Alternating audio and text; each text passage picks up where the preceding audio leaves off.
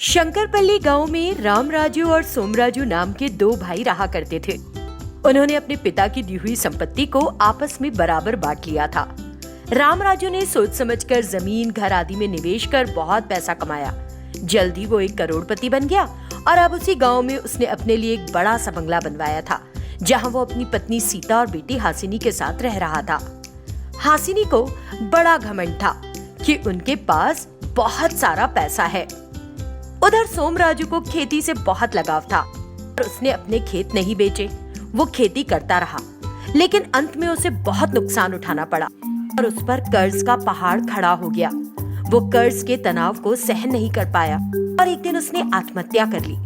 अब उसकी पत्नी शारदा और बेटी राधा अकेली रह गई थी। कुछ दिनों बाद शारदा ने मजदूरी का काम करना शुरू कर दिया, लेकिन अत्यधिक थकान से शारदा भी बीमार हो गई और बिस्तर पर पड़ गई। अब सारी जिम्मेदारी राधा पर आ गई थी। माँ के सही इलाज के लिए उसे बड़ी रकम चाहिए थी, तो उसने अपने चाचा के परिवार से मदद लेने की सोची और उनके घर गई। चाचा जी नमस्ते। कैसी हो बेटी? अचानक कैसे आना हुआ? चाचा जी, माँ की तबीयत ठीक नहीं है। डॉक्टर ने कहा है कि ऑपरेशन करना होगा, तभी माँ ठीक हो पाएगी। कितना पैसा लगेगा बेटी? 5 लाख के करीब। बेटा, ये संपत्ति और पैसा मेरा नहीं रहा। मैंने सब कुछ तुम्हारी बहन हासिनी के नाम पर कर दिया है। अगर तुमको पैसे की मदद चाहिए तो अपनी बहन हासिनी से बात कर लो। उसने ऐसा कहा और चला गया। राधा ने हासिनी से जरूरत की रकम मांगी तो वो बोली, देखो दीदी, अगर मैं तुम्हें पैसे दूंगी तो तुमको वो पैसे लौटाने होंगे। उसके बदले में क्या गिरवी रखोगी तुम मेरे पास? मेरे पास क्या है बहन? पैसों के बदले मैं तुम्हें अपनी जिंदगी ही दे सकती हूँ बस। ठीक है, तो फिर कुछ दिन हमारे घर में नौकरानी का काम करके दिखा दो कि तुम्हारी जिंदगी कितने काम की है।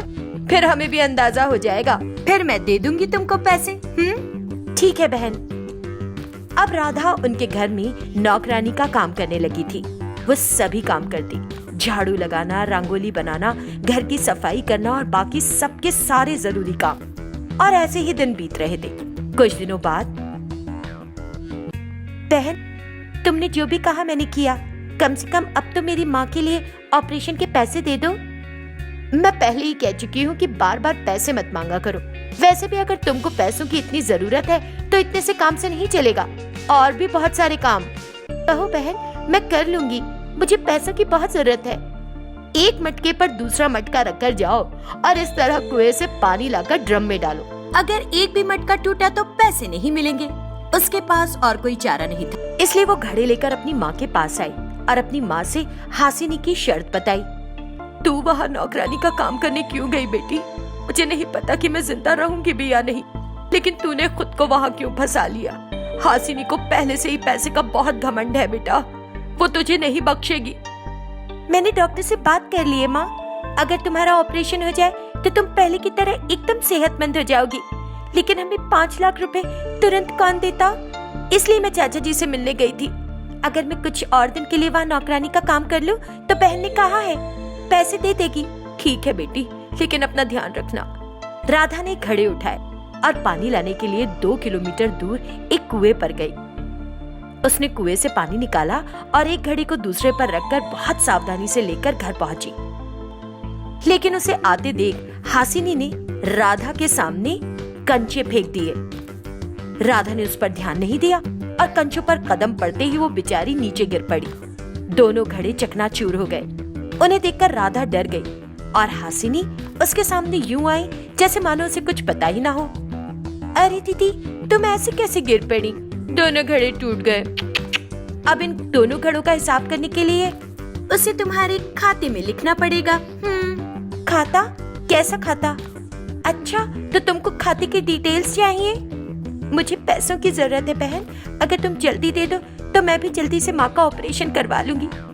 कहीं उनके इलाज में देरी से कुछ अनर्थ ना हो जाए। मैंने कहा है ना कि मैं दे दूंगी। बार बार पूछकर मुझे परेशान मत किया करो। किचन में धोने के लिए बहुत सारे बर्तन पड़े हैं, जाओ जाकर उन्हें साफ करो। और हाँ, रसोई के बाहर धोना। मैं उन्हें रसोई में ही धो लूंगी बहन। तो फिर अपनी माँ का ऑपरेशन भी घर में ही कर लो। पैसे की बर्बादी क्यों करनी है? ऐसा क्यों कह रही हो बहन? अगर मेरी माँ की जान चलेगी तो क्या मैं उसे वापस पा सकूंगी? सिर्फ मेरी माँ ही तो बची है मेरे लिए। अब क्या तुम अगर अब एक और भी शब्द अपनी माँ के बारे में बोला तो खबरदार। जब देखो माँ माँ, हर किसी की एक ही माँ होती है। राधा कुछ नहीं बोली और रसोई में चली गई। उसने सारे झूठे बर्तन एक टब में रखे और बाहर के नल के पास ले आई। वो वहीं बैठ गई और बर्तन धोने लगी। घिस घिस के जोर का हाथ लगा के चमकाओ। राधा बिना कुछ बोले बर्तन धोती रही और बाद में उसने वो बर्तन लाकर रसोई में वापस रख दिए। फिर उसने गंदे कपड़े लिए और बाहर नल पर ही उनको भी धोने लगी। धोते धोते उससे 2-3 पुरानी साड़ियां फट गईं। उन फटी साड़ियों को देखकर हासिनी बोली, तो ये भी तुम्हारे खाते में लिख देती हूँ। हाँ। राधा बिना कुछ बोले अपना काम करती रही। आखिर 1 घंटे बाद हासिनी पैसे लेकर आई और राधा को दिए। पैसे लेकर राधा तेजी से अपने घर की ओर भागी। उसने अपनी माँ को बिस्तर पर लेटे हुए देखा तो वो बड़ी खुश थी कि अब उसकी माँ का ऑपरेशन हो जाएगा और फिर वो बिल्कुल ठीक हो जाएगी। लेकिन वो नहीं जानती थी कि उसकी माँ पहले ही मर चुकी है। चलो अस्पताल चलते हैं माँ, बहन हासिनी ने ऑपरेशन के पैसे दे दिए हैं, चलो उठो। उसने अपनी माँ को देखा जो बिना किसी हरकत के पड़ी हुई थी। राधा उसके पास गई तो उसे पता चला कि अब उसकी माँ इस दुनिया में नहीं रही। वो बिलक बिलक कर रोने लगी। माँ, तुम मुझे अनाथ बनाकर छोड़ गई। अब क्या मुझे अपनी पूरी जिंदगी एक नौकरानी की तरह ही गुजारनी होगी? हे भगवान, ये तूने क्या किया मेरे साथ? ऐसे ही रोते हुए राधा अपनी माँ के शव को एक धक्का गाड़ी पर लादकर शमशान घाट ले जाने लगी। कोई भी उसकी मदद के लिए आगे नहीं आया। उसने अपनी माँ का अंतिम संस्कार किया और फिर वो हमेशा के लिए हासिनी के घर में बिना वेतन नौकरानी का काम करती ही रही। चक्रीपुर गांव में पति पत्नी सिनैया और कावेरी रहते थे। वो लोग किसान थे। उनके पास जो जमीन थी वो उस पर खेती करते थे और अपनी बेटी मेघना को पढ़ा रहे थे। उनकी बेटी ने 12वीं तक पढ़ाई पूरी कर ली थी और अब उसे इंजीनियरिंग की पढ़ाई के लिए शहर जाना था, लेकिन पैसे की व्यवस्था ना हो सकी। इसीलिए अब वो खाना बना रही थी और बाकी कामों में अपने माता पिता का हाथ बटाती थी। कावेरी और सिनैया ने अपना काम पूरा किया और अंधेरा होते ही घर आ गए। मेघना, बेटी मेघना कहाँ है? फिर कावेरी ने उसके कमरे में जाकर देखा तो वो वहाँ भी नहीं थी। पिता सिनैया ने आंगन में देखा तो मेघना वहाँ भी नहीं मिली। दोनों अपनी बेटी को ढूंढ रहे थे कि आखिर वो कहाँ चली गई। तभी मेघना मिट्टी के घड़े में पानी लेकर आती हुई दिखाई दी। उसे देखते ही उसकी माँ उसके पास गई और पानी का घड़ा ले लिया। अरे बेटी, मैंने तुमसे कहा है ना कि तुम ये सब काम मत किया करो। तुम अपनी पढ़ाई पर ध्यान दो बस। कावेरी ने घड़ा ले जाकर रसोई में रख दिया और फिर वो सिनैया और मेघना के पास आई और अपनी बेटी को देखकर बोली, देख बेटी, तू तो हमारी सरस्वती देवी है। तू बस अच्छी तरह से पढ़ाई कर, तुझे ये सब काम करने की जरूरत नहीं। आप लोग मेरी माँ पापा हो, लेकिन मुझे ये सब काम न करने के लिए मना कर रहे हो। लेकिन अगर कल मैं शादी करके यहाँ से चली जाऊंगी तो फिर मेरे ससुराल वाले आपको ही कोसेंगे कि आपने मुझे कोई काम नहीं सिखाया। तभी सिनैया का एक रिश्तेदार दामोदर वहाँ आ गया। कावेरी और मेघना अंदर चले गए। सिनैया और दामोदर बाहर बिछी काट पर बैठकर कुछ देर बात करने लगे। दामोदर कुछ पैसे लेकर आया था जो उसने सिनैया को दिए और सिनैया ने खुशी खुशी वो पैसे रख लिए। कावेरी अंदर से चाय लेकर आई और थोड़ी देर बाद दामोदर चाय पीकर वहाँ से चला गया। उसके बाद अंदर से कावेरी और मेघना बाहर आए। सिनैया ने वो पैसे मेघना को दिए और बोला, मेघना बेटी, ये पैसे लो और कल से शहर जाकर कॉलेज की पढ़ाई शुरू कर दो। ये पैसा उसी के लिए है। ठीक है पापा। शहर में तेरे लिए कोई डर नहीं है बेटी। तेरे चाचा चाची और बहन श्यामला वहाँ है। देखना, वो सब तेरा बड़े अच्छे से ध्यान रखेंगे। कल मैं तुझे बस में चढ़ा दूंगा और जब तू शहर पहुँचे तो अपनी बहन को बुला लेना, वो तुझे लेने स्टेशन आ जाएगी। सिनैया इस तरह मेघना से बात कर रहा था कि तभी मेघना का फोन बज उठा। मेघना ने देखा तो शहर से श्यामला का कॉल था। शहर से बहन का कॉल आ रहा है, मैं बात कर लेती हूँ। और वो अपना मोबाइल लेकर अंदर चली गई। हेलो श्यामला दीदी। श्री कृष्ण कॉलोनी में अपनी बालकनी में खड़ी श्यामला बोली, ओफो, मैं तुमको कितनी बार कहूँ कि मुझे श्यामला दीदी नहीं बल्कि श्याम बुलाया करो। श्याम? कौन श्याम? राधे श्याम, कृष्ण श्याम या फिर घनश्याम? ये तो बता दो। क्या मेरी बहन आजकल गांव में बैठकर श्लोक लिख रही है? तो क्या दीदी, चाची और चाचा ने इतना अच्छा नाम रखा है श्यामला, और अब आपने इसे उठाकर श्याम कर डाला। हाँ, श्यामला नाम किसी बुढ़िया के नाम जैसा लगता है। श्याम थोड़ा मॉडर्न नाम है, लेकिन तुम मेरे दुख को कभी नहीं समझोगी, है ना? ओहो श्यामला दीदी, फिर देखो, फिर से तुम वही कह रही हो। ओह सॉरी, श्याम दीदी। दीदी नहीं, मुझे मेरे नाम से ही बुलाओ। आपका मतलब श्यामला ही है ना? देखो, तुम मेरा बहुत मजाक उड़ा रही हो।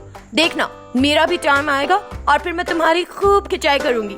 अच्छा बताओ, आपका शहर कैसा है दीदी? कौन सा शहर बहन? पुराना शहर, हाईटेक सिटी या फिल्म सिटी? बोलो ना। अच्छा दीदी, तो अब आप मुझसे बदला ले रही हो? नहीं नहीं, इसे बस थोड़ी सी खिंचाई कहते हैं। ठीक है, बोलो मेरी छोटी बहन, कितनी छोटी? 1.5 फुट छोटी या 3 फुट छोटी? कितनी छोटी?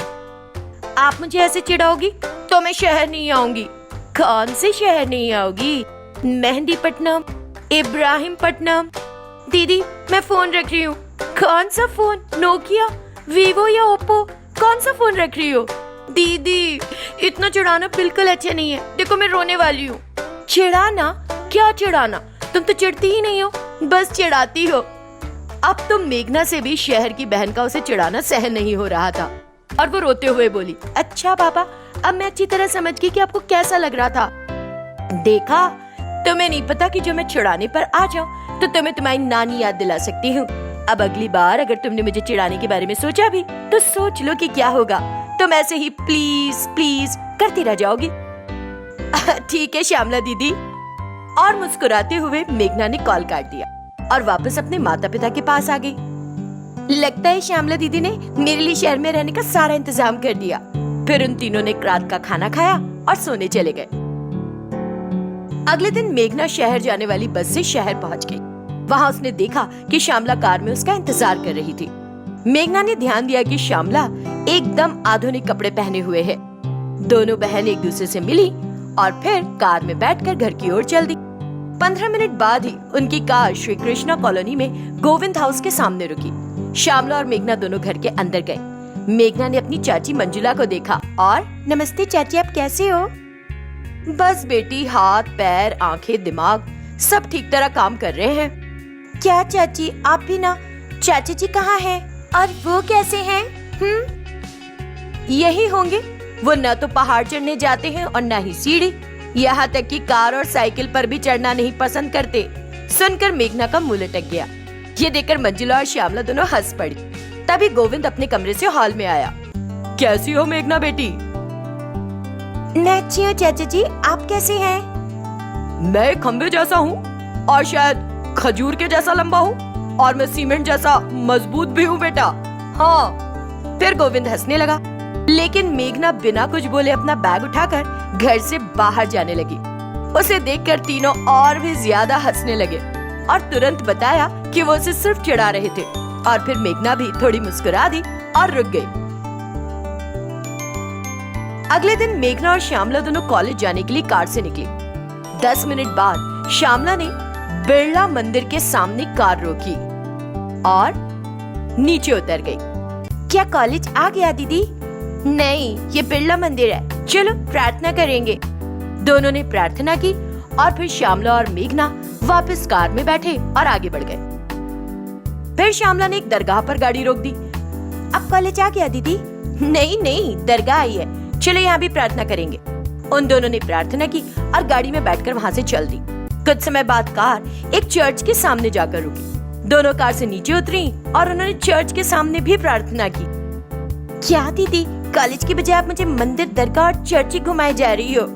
हाँ, मेरी बहन को सभी देवताओं का आशीर्वाद मिलना चाहिए, इसलिए हम सब जगह प्रार्थना कर रहे हैं। अपनी शहर की बहन का अपने लिए प्यार देखकर मेघना खिलखिला पड़ी।